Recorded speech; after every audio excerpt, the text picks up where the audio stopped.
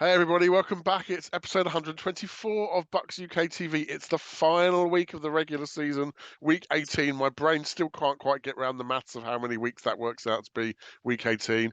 But the extra regular season game has got us there. If you were going to be playing anyone this week, you'd probably want to be playing the Carolina Panthers. You probably wouldn't want to have to win or go home, though. Gary, let's start with you. How big is this game?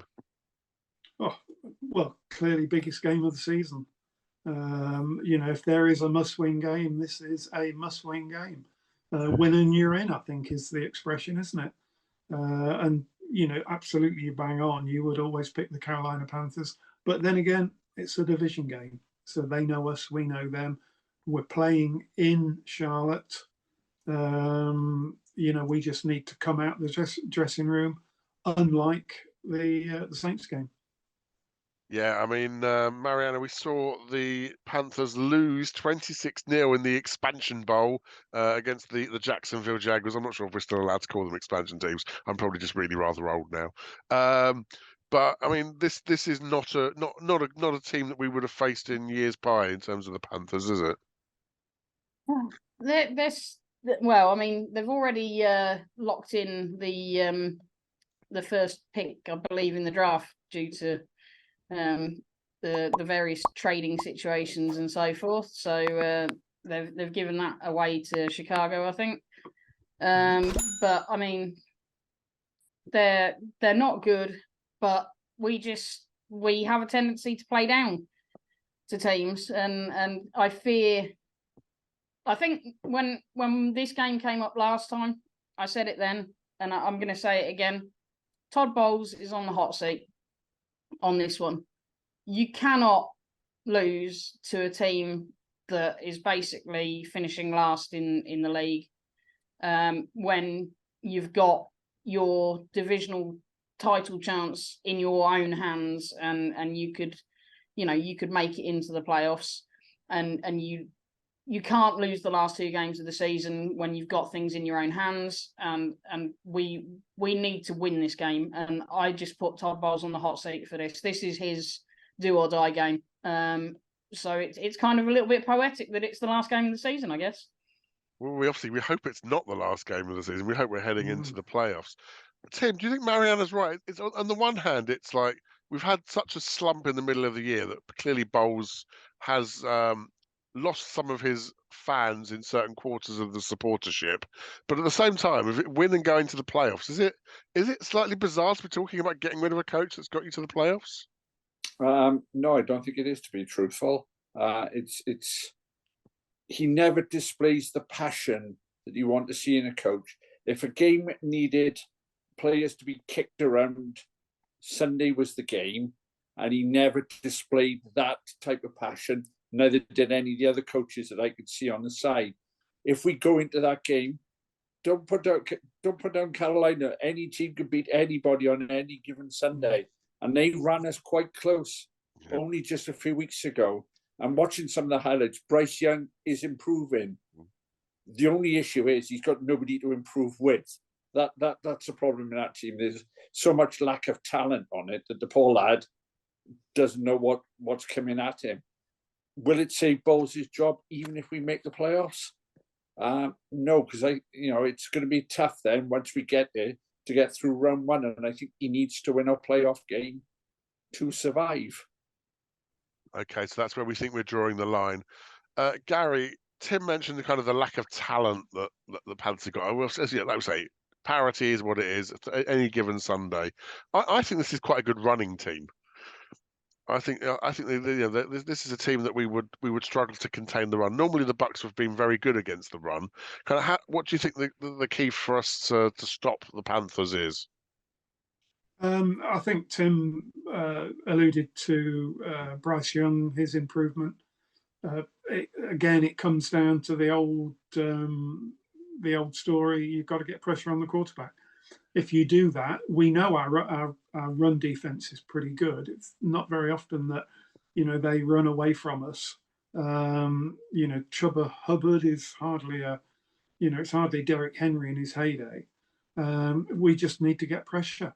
The the problem that the Carolina Panthers have, by all accounts, is the guy at the very, very top, and that's the guy who owns them, because he meddles. The Glazer family don't meddle, from what we understand. So yes, it's David Tepper. This is the guy that likes throwing his beer at the fans. Absolutely, yeah, absolutely. So who knows how last game?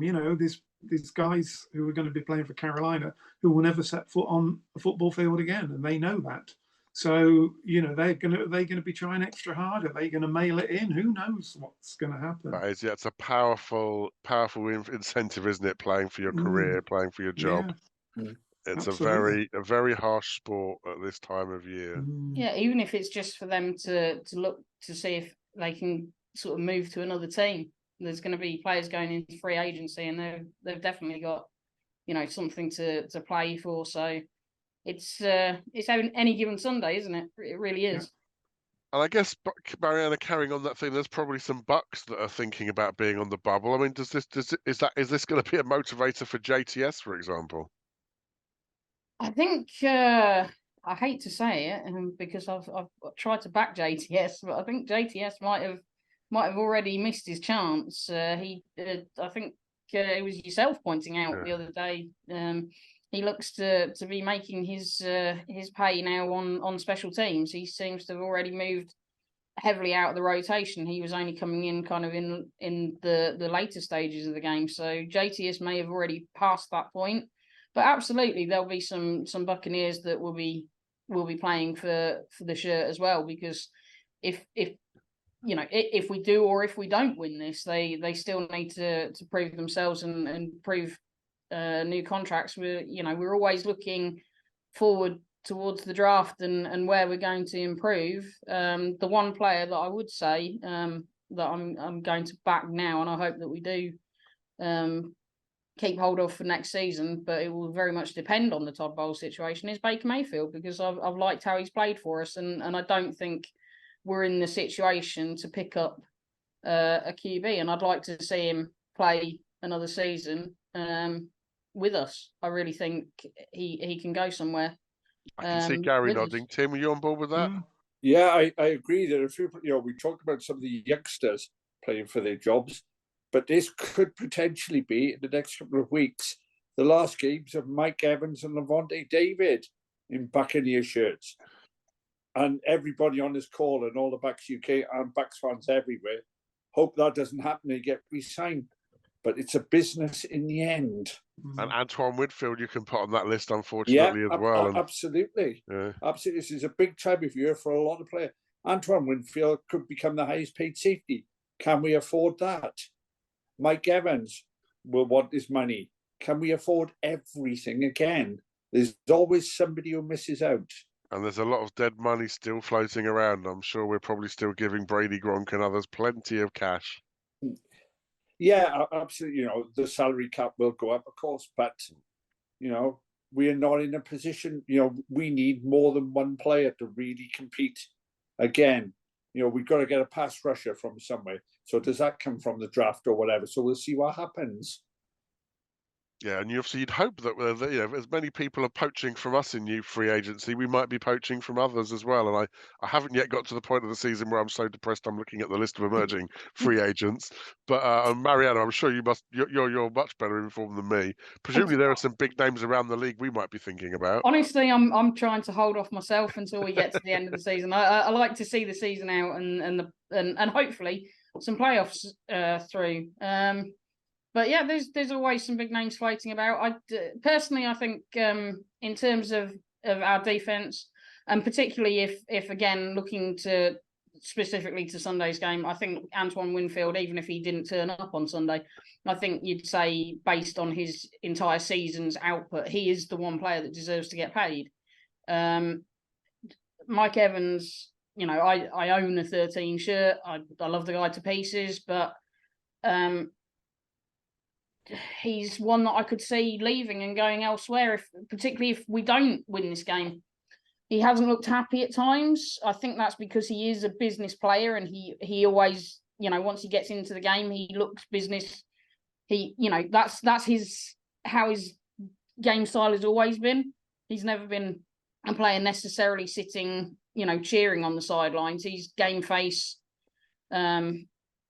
always, but I just felt like he hasn't, and the same with Godwin as well. They just felt like they haven't had the targets at times. So I could see some potential movement there, and it's not something I want to sit and talk about. But again, I think maybe if we could come out and get a statement win on Sunday and really get a big win, I think that and get some touchdowns out of Godwin, get some touchdowns out of Evans, and go into the playoffs strong, then we've got a much better chance of keeping those players. But I could see them wanting to move on just due to the sort of lack of progress of the team. Well, that's a good segue then, Gary. Kind of tell us how you think this game's going to go and what you think your score predictions might be. The way it's going to go. Well, I mean, clearly we absolutely destroyed the Jaguars, and the Jaguars absolutely destroyed the Panthers. So on that basis, we're going to win by about 70 points. If only that was how it worked. I was convinced we were going to batter the Saints. I thought this 4-game winning streak was going to carry on. Todd Bowles has finally got an idea of what he's doing. Unfortunately, he proved he hasn't got a clue what he's doing. He's going to have to get this team up and ready to play. And if he does that, and in fairness, they shouldn't need that. They're professionals. They should know what to do. Statement win. That's already been mentioned. We need to absolutely destroy them. Win by 40 points clear, going away. Todd Bowles won't do that, because if we get any sort of lead, he'll sit on it like he did against the Jaguars. Or play prevent and let them move the ball. Yeah, exactly. But, we need those 53 guys, or however many it is at Suter at 47, isn't it? They need to get out there and absolutely destroy the opposition, win both sides of the ball, win the trenches, and they need a decent score. And I'm going to predict that's what they do. So I'm going to say that we are going to win this 39-14. Oh, I would be very happy with that. Tim, I presume you would be as well. Yeah, I'd be very happy with that. I agree with the statement win, because we've got to hit this playoff. Obviously get in there first, but we got to hit it with a bit of momentum that Philadelphia or Dallas are thinking, maybe this won't be as easy. I don't see us winning by that many, actually. There'll be a crowd of about 500 in Carolina, probably willing them on. If they're lucky. If they're lucky. I do see us winning, but it'll be something like 24-6, 24-9, something like that. That's I think you're quite close to my prediction. Marianna? Yeah, unfortunately, I'm kind of on the sort of Tim side of things. I don't see us. While I want us to go out and get a statement win, I just don't think we're going to do it. And I think we're going to struggle against a team that we shouldn't struggle against, and we're going to give Bryce Young opportunities to play against us and get passes against us, and we're going to leave gaps for him to throw to. And as you say, Chuba Hubbard's going to somehow run against us. But as always, I'm going to predict a Bucs win, because I can't ever predict a Bucs loss. So I think it's going to be close, though. I think it's going to be even more horrifically close than I think it's going to be something like 17-10. Oh, that would be a boring game to watch, but I'll take a win. I mean, I think 24-14 is kind of where I had. I think we'll probably come out early and we'll start moving the ball. But I think, as you alluded to, Gary, I think we will ease back on the throttle, which is exactly what we shouldn't do. I mean, it barely breaks contemplation about the implications of not winning. And it's so bizarre that we're talking, on the one hand, about potentially rebooting the coaching versus making the playoffs. It shouldn't seem to be that spectrum is so narrow, but it's just how poor the NFC South is this year. for us to be a bad team and be in playoff contention. I mean, the Saints must be shooting themselves as well. They've kind of had it all laid out for them. The Falcons have surprised everyone. They've been a half team, and the fact any three of those teams, depending which way round the schedule goes, could see them coming out is quite remarkable, I think. So I hope we win. I think we'll win, but I don't know whether that's postponing the inevitable or who knows. Who knows? You tell us, guys. We don't know. Are we going to win? Is winning really winning? Do we want to win? Of course we want to win. We're always going to root for our Bucs. That's why we're here, and we hope good things happen, and we hope that we have a fantastic game.